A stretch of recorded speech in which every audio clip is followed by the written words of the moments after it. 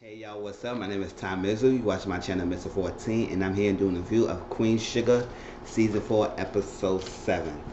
Alright, I have known that this review is very late, and I was meant to do it early, but it's kept pushing it back, pushing it back. So, I know people was ready for this next episode. So what I'm going to do with this review, and just going to have a little conversation. I'm not going to read too much of the play-by-play of the episode. And I'm just going to talk about different things. Alright, so Ralph Angel. So a little bit about Ralph Angel thing is that they is messing with his thing. It's like since this Nova's book, it seems like people's targeting their family a lot. They target the family a lot. It's coming at them, each one of them in different ways, and they coming down hard on them for some different reason. So it's like you push back, they will push it back harder. So with Ralph Angel, Benny, the person that he had been working with, who's been working since the incarceration program, basically the PO is working at the farm so he won't go back to some of the job. Benny has been this person that had been working with him, and the cops came, flag him down. Feel like they kind of planted it, saying they found some freaking drugs in his thing he had, so they go and arrest him. And Ralph just said, "No, you know that bullshit. You know that all that stuff. We got cameras." And he said, "Oh, or you make sure that camera's working every day, all day, all that stuff like that." I was like, "Push it out." He said, "If you don't stop pushing back, I will put you in a car too." And he just got off parole, so he don't want to deal with all that. So, but he gonna help. He gonna get Benny out. And good thing he got Benny out because he got Desha, the person he's dating, Ralph Angel's dating. She's an attorney. She's able to. They were both able to get him out. So Benny felt kind of down. He didn't want to talk. He's not eating, but he said he's not giving up. But he don't know about being in St. Joe's like that because it's like ridiculous. It's hardship on him. But they need to fight. So what is they trying to do is trying to go after his re-entry program, because the program that had Benny in all that stuff, and they try to break it down and tooth and nail, and they say if he lose, he will lose the grant money and all that stuff, and he gotta shut down the program. But that's just said we're not gonna let this happen. We gotta make sure they're gonna make them work hard. We gotta show cameras, we gotta show records, all that stuff we need to do to make sure your program stay alive. So it's good that Ralph Angel has Desha in his side, because black love. It is really good to have the right person in that side to help you with things like that, the legalities, so he won't do anything that will mess up the campaign. So she knows things, so they can work things together. And he said, no matter what, we gonna fight. And that's how it is. She believes in Ralph Angel, Ralph Angel believes in her. They gonna fight, and he appreciate having her in her side. I said that's really, I love it, and I like how Ralph Angel is battling things and being mature and handle things in a different way and not being explosive and probably would have pop off or hit the cops or whatever, so like that. I'm glad that he handled it, but I'm glad that he has somebody on his side to help him in this aspects, and I believe they will be victorious. But those police officers, those police people, is trying to gun for him, and they can't hold Benny because they didn't have much on his word, on the stuff on the guy, so they had to let him go. And that thing enough was not enough to violate his parole, the officer, because the officer was on a vendetta against Ralph Angel's sensation, and they trying to get at Benny so they can shake Ralph Angel, and that didn't happen. So I love that going on. Alright, so Darla, let's get Darla out the way. Darla is went to work, because ever since that book reveal, she's starting getting, her mentality starting shifting. Like she didn't go back to drinking yet, but she has temptations into go back to drinking, because this is a lot going on, because she said people know about her name Star and stuff like that. And Nova said, no, I didn't use the real name, or stuff like that. Nobody know it was you, or stuff. And say, yes, people do some know. They said, it doesn't matter, it's my story, and you wrote about me. So she's having a hard time. And on top of that, Blue is having a hard time dealing with the fact that he found out about that Ralph Angel is not his real father. Not his father. Biologically. He is a father, but not biologically. And so she going through that. So she went to work, and they had a book open face down on her seat, And then you see the co-workers is gossiping basically about her, looking at her direction. It's like, y'all make it very obvious y'all gossiping about me, y'all freaking people. So gossiping about her, and she saw the open chapter to Fallen Star. So apparently they know who she is. So whether she used a fake name or not, people know Star, and I guess some people know about her in back in the days. So they put two together and figured out it was her. So she threw that book away, and she said, "Good morning," and they said, and walked away. So she met with her sponsor, and basically saying, not my sponsor, her boyfriend that she's seeing. And she said, I am good, I was good, and all that stuff. She said, I'm getting good. So she just needed to get that mentality that don't let this force you back into what you was. You was working so hard to get clean, to get better. Let that. It's safe to go to see your sponsor. And she said, no, I'm good. He said, okay, good. But I don't know. Darla is breaking down. It's just fragile. Yes, Darla was not a very as many of us, because what she done and what she did, and how she lied and stuff. But I still have a soft spot for how she is making strides to do better. And then this book come to destroy her life, destroy her whole world again. So I feel that Darla needs somebody strong to be by her side. And mind you, remember when she found out in the office, she called Ralph Angel, but Ralph Angel didn't answer. So I think that's why maybe she called her boyfriend after that. So I was like, okay. So Darla, sorry, hope you get this together, and I hope that you don't relapse, and just and just do whatever you do whatever you can to make sure you fight through this. Fight through it as much as you can. Yes, the Noah's book is damaging, but don't let that get to you. That's in your past. You can't be defined by your past. Move forward. All right, Darla. All right. So Aunt Vi's, right? So Aunt Vi worked with her assistant. I forgot her name. Roberta, I think Roberta. And they was closing up shop and to go drive her home. And remember, Hollywood is not in this picture right now because she asked Hollywood to separate from her for a little bit so she get her act together, so she get things in control. So I guess Hollywood's right now staying with his mom, which I believe, I was like, damn, I wish Hollywood would stay strong and say, nope, I'm staying right here. But he wanted special advice. He want to respect her wishes. So he's staying away for a little bit. So they walked out. So we see a little young boy. And you can tell he was young. We see a young boy with a bat and everything into the shop. I said, how the hell he got into it? He maybe was hiding out. Got in the shop and just wrecked her place. Cutting the freaking chairs, throwing the things down, flipping up the table, threw a brick in the window. It was a lot that he did.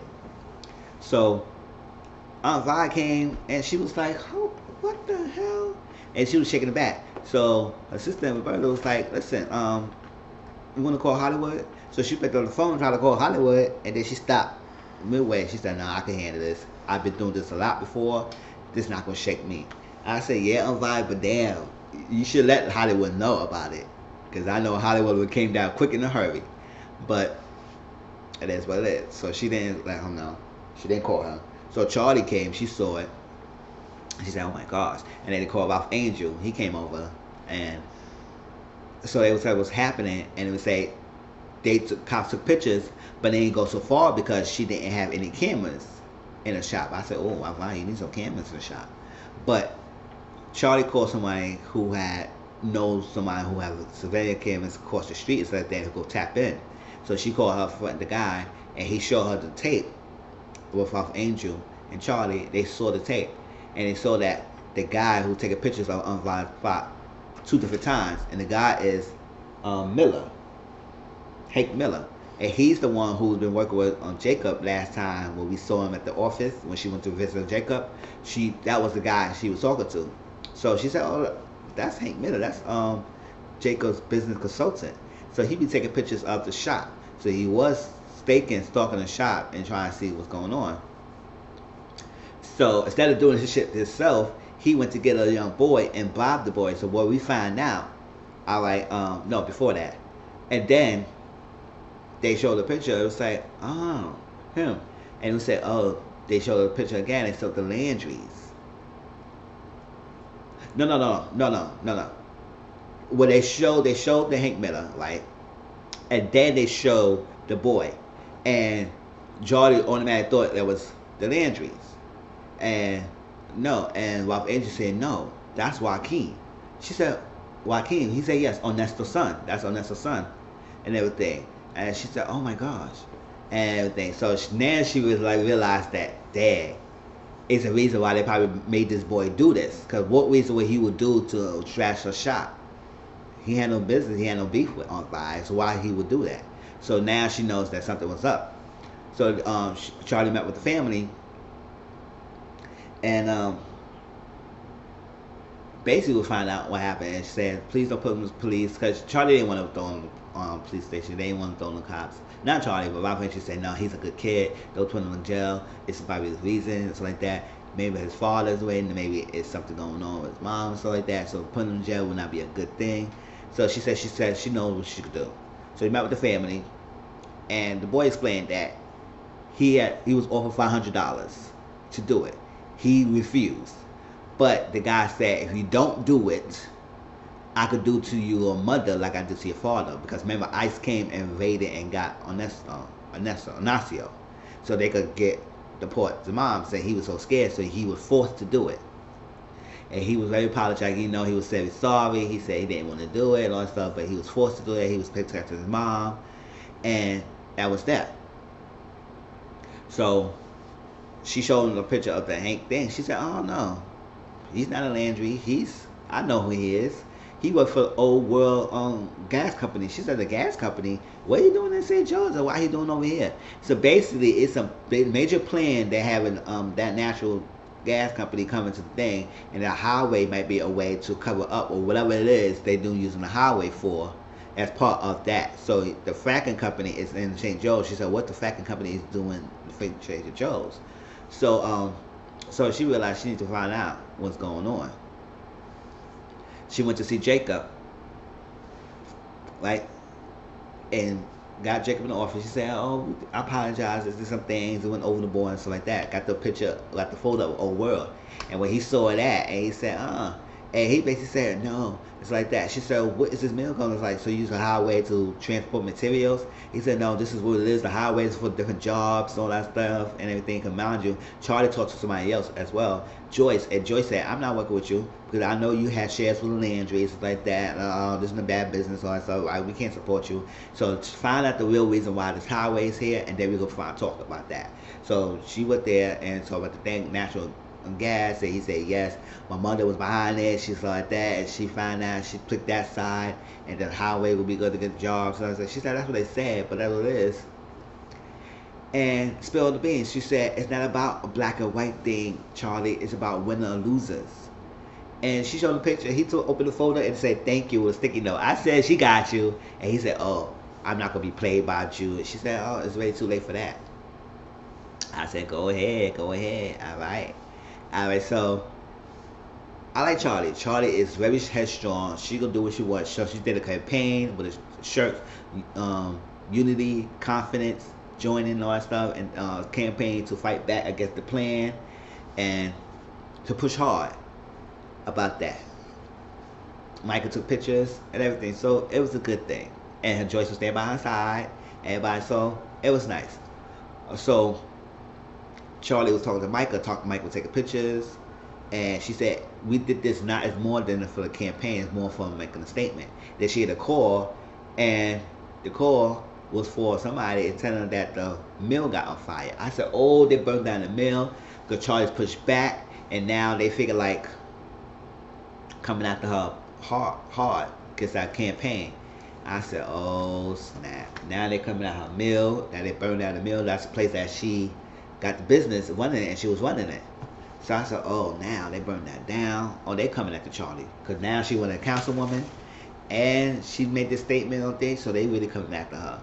So burning down her mill was the next step to break her down. Not only throw the brick of a window, glass door, now they burning her mill. I said, that escalated real quick. So I said, oh, that's something. All right, so last thing is Nova. No, before that, Joaquin, Charlie told Vi, please listen to the boy out. She said, well, I want to listen to the boy who trashed my shop. And he said, no, just listen to him out. So Vi listened to him, and he said, I'm sorry, I didn't want to do it and stuff like that, but I did it to protect my mother. She said, up, stop it right there. Don't say anything more. Don't say anything more before I change my mind. So you say, you know what you're going to do? We're going to do it old school style. You're going to come here 3 days in the week in the afternoon and work that off. And he said, cool. I said, all right, that's how you do it, shoot. I know she didn't want to put him in jail. She wanted to press charges because all that stuff, and she heard the stories and know that he was in distress. So she said, you just go work it off. That's how I'm going to punish you. And he said, cool. So she went in there, and they saw that the community got together and came and cleaned up her shop, and she was so touched by that. I said, that's nice. Really love it. Alrighty. And Moshe also Vi said she haven't really talked to Hollywood because she said, since Jimmy Dale came back to the thing, it just opened up a lot of things, so she can't be intimate with a man that she loves because of the person she hates. So she needs to work on that. So till then, her Hollywood's not gonna be right now together. I said, oh my gosh. All right, so Nova is the last thing, Nova is really excited about her book tour. I'll continue her book tour. So her next stop, when she was at, I forgot where she was at. Her next stop, and while she was going, the publisher or her next interview was saying, we have to dig some information about some paternal background, paternal or maternal background, paternal background, and we find something out. If we have permission, we would like to discuss this in the air. She said, nope, nuh-uh. She said, the only the maternal lineage is the only one I know, and all I don't care about, nothing else about the thing I care. So no, you can't use that in a segment. So they was talking, the guy, and he found a lineage of her maternal side. And Nova said, no, she's the last borderline of her legacy. And she said, oh, that's not true. Because we have your mother cousin, Martha, who's still living around. Obviously not here at the segment, but she's around and all that stuff. Nova was very happy about that. I was saying, oh my God, we have another sibling. Because it's like all her other side of the family is hating her right now. So maybe she has a hope if she could find this person, her cousin, her mother cousin, and see if she can get a connection with her. So she's happy with that. So while she was walking out, she saw Calvin. And I said, oh, remember the Calvin is the guy that we saw at the first season or second season, whatever season I started watching it, that she was sleeping with the police officer who was married. She was sleeping with a married man who was a police officer. And I was like, oh, that's something. And so we find out he's divorced. He's not with the woman anymore. And now he's not working at the police force anymore. What he's doing, he owns his private security company. So he was working in business. He was on a couple of days. She was on a couple of days. They went to chat. They went to have lunch together. They misses each other. And she apologized to him, saying that she apologized how she did things in the past, how it made her feel, all that stuff, missed opportunities. He apologized as well. They really do care for each other. Every time they see each other, you can see this not sexual tension, the tension between those two. Like, it's pulling them together. Like I said, oh my gosh, something gonna happen with these two, or they gonna try to get back together. Whatever. So they went out and they had a good time, and they said the goodbyes after they apologized to each other and said, see you around. But he did come to our place because she was about to pack. She was packing up and leaving. And he said it's not gonna be right. It was gonna be right if we would say goodbye to you and everything. I would like to get work this out, make it work this time. And she said we have been very hot and heavy and physically, but we have been mentally lacking and emotionally and the mental aspects, and I have been missing. He said, yeah, you're right. So it was like, if we work this together, we have to make sure we be in the same wavelength. You got to experience the life with me and grow with me. And he agrees, and he want to see how that goes. And I was like, and mind you, Calvin did read the book, and he was so excited that she mentioned in the book that he was the love of his life. But she said, she mentioned that you may be the love of her life. So he was happy about that. So I said, oh, okay. So we'll see about that. But I said, No, we can't get no freaking happy ending when everybody's in this turmoil. No, we cannot have that, boo boo. After you freaking destroy all your family lifestyle or lives right now, and all this book coming out and just throw expose their secrets and all that stuff, and then going through and picking up the pieces, and you over here trying to have a happy ending with Calvin. I don't know, something about that Calvin coming back in this picture is something fishy, but I don't know. I always think about something fishy about things like that. But it's like the fact that she get a happy ending with the guy that she maybe a love of her life, but everybody's going turmoil. I have a problem with that. So we'll see more about that. But she knows that she not with her family right now. It's not in the talk of terms. So she just dealing with that. So everybody's not speaking with her, and she just out here alone. And that Calvin said, "You out here alone." So maybe he using that now. It's like, oh, maybe she shouldn't tell him that about the family. Cause now you can play on and say, oh, she alone, she had nobody, you could be with me. I said, oh. But that was Queen Sugar, y'all. Like I said, I enjoyed it. It was nice, and I can't wait to see next week. So please like, comment, subscribe to my channel, and to my How Ya Feel. All right? Peace.